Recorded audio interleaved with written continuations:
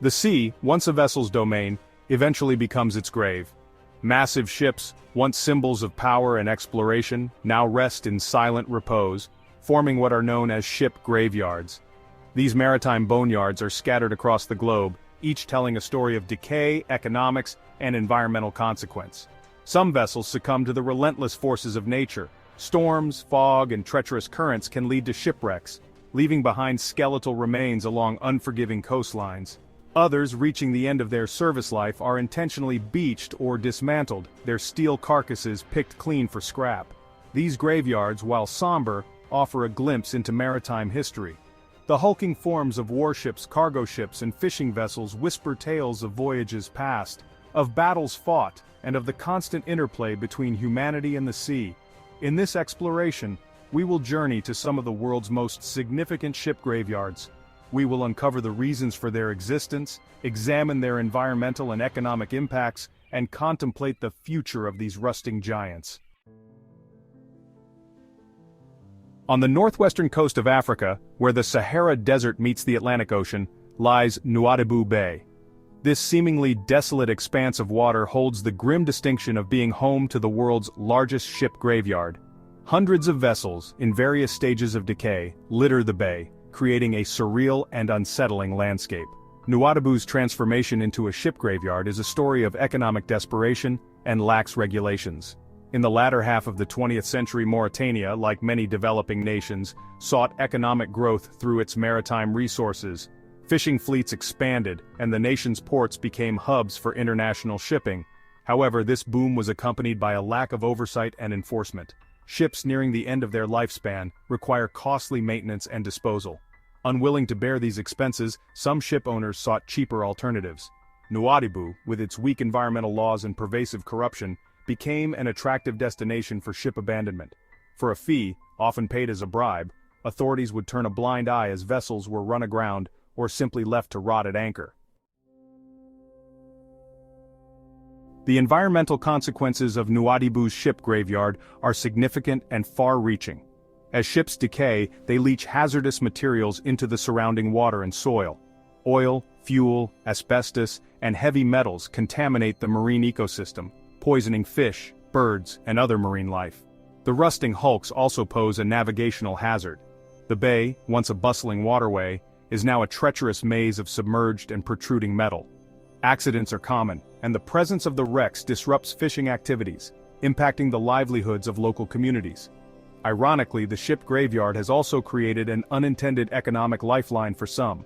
Scavengers risk life and limb to salvage valuable materials from the decaying vessels. Copper wiring, steel plates, and even furniture are stripped from the ships and sold for scrap. This informal industry, while providing income, is fraught with danger. Working conditions are unregulated and unsafe, and the scavengers often lack proper equipment and safety gear. Additionally, the removal of materials from the wrecks can destabilize them, increasing the risk of collapse or sinking. While Nouadhibou Bay represents the unintended consequences of neglect, Alang, located in the Indian state of Gujarat, is a different kind of ship graveyard. This sprawling industrial complex is the world's largest shipbreaking yard, where vessels go to be systematically dismantled and recycled. Alang's story is one of economic opportunity intertwined with environmental and ethical concerns. The shipbreaking industry provides employment to thousands of workers, many from impoverished backgrounds, who rely on the dangerous and demanding work for their livelihoods. The process of shipbreaking is as impressive as it is concerning. Massive vessels, some larger than football fields, are intentionally run aground at high tide. As the tide recedes, the ships become beached, ready for dismantling. Workers, armed with blowtorches and sledgehammers, swarm the vessels, systematically stripping them of valuable materials. Steel, the most sought-after commodity, is salvaged and sold to mills for recycling. Other materials, including machinery, furniture, and even lifeboats, find their way into the second-hand market. Section 5. The human cost of shipbreaking. The economic benefits of shipbreaking come at a steep human cost. Working conditions in Alang, while improving in recent years due to international pressure, remain hazardous. Workers face a litany of risks, including exposure to asbestos, falls from great heights, and accidents involving heavy machinery. The lack of proper safety equipment and training exacerbates these dangers. Many workers, desperate for income, accept the risks, often unaware of the long-term health consequences. Respiratory illnesses, cancers, and other chronic conditions are common among shipbreakers, who toil in a cloud of dust, fumes, and asbestos fibers. The ethical dilemma of shipbreaking is further complicated by the origin of the vessels.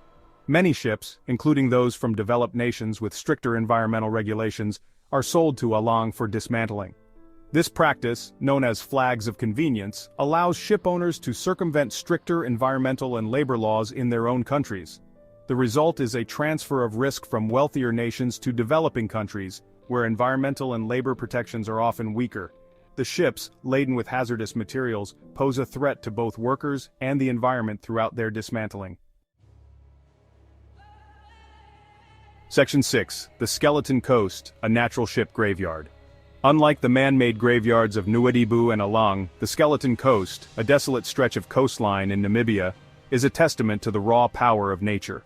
This unforgiving expanse of sand dunes, crashing waves, and treacherous fog has claimed countless ships over the centuries, earning it the grim moniker "the Gates of Hell" by Portuguese sailors. The Skeleton Coast's treacherous conditions are a result of the confluence of the cold Benguela Current and the hot, dry air of the Namib Desert.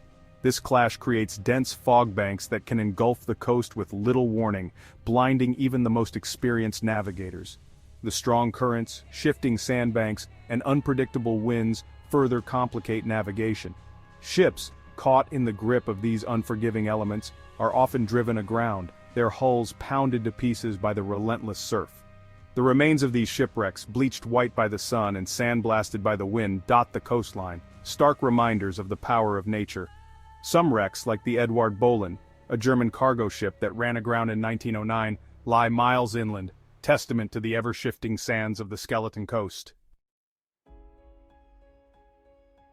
Section 7. Gadani, another face of ship dismantling. Across the Arabian Sea from Alang lies Gadani, Pakistan's largest shipbreaking yard. Gadani is a hub of activity where ships from around the world arrive to be dismantled for their scrap metal.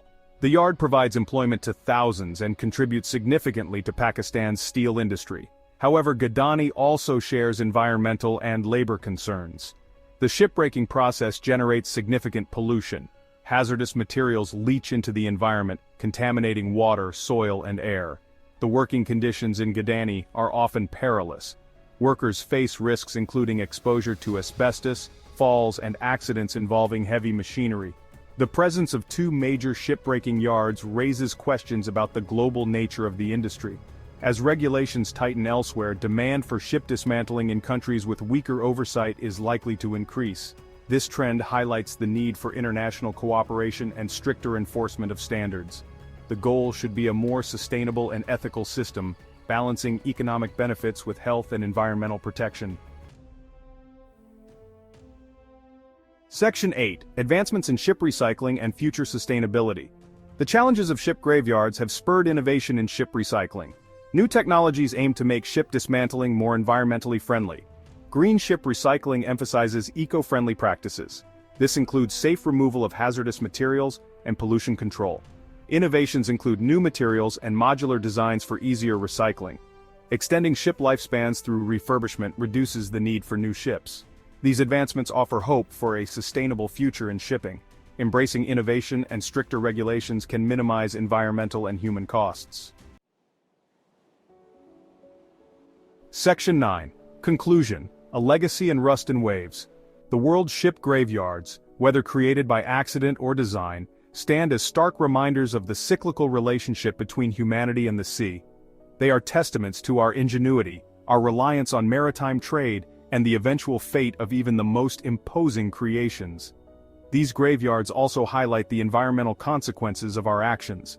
The rusting hulks, leaching toxins into the water and soil, serve as warnings about the need for responsible disposal and the importance of protecting our oceans. The stories of the workers who toil in these graveyards, risking their lives to salvage valuable materials, underscore the human cost of globalization and the need for ethical labor practices worldwide. As we look to the future, it is imperative that we learn from the lessons of these maritime boneyards. By embracing sustainable practices, investing in innovation, and demanding greater accountability from the shipping industry, We can strive to create a future where the legacy of our maritime endeavors is one of progress, not pollution. The rusting giants of the sea, though silent, speak volumes about our past and offer a glimpse into our potential future. It is up to us to heed their message and chart a course towards a more sustainable and equitable future for all.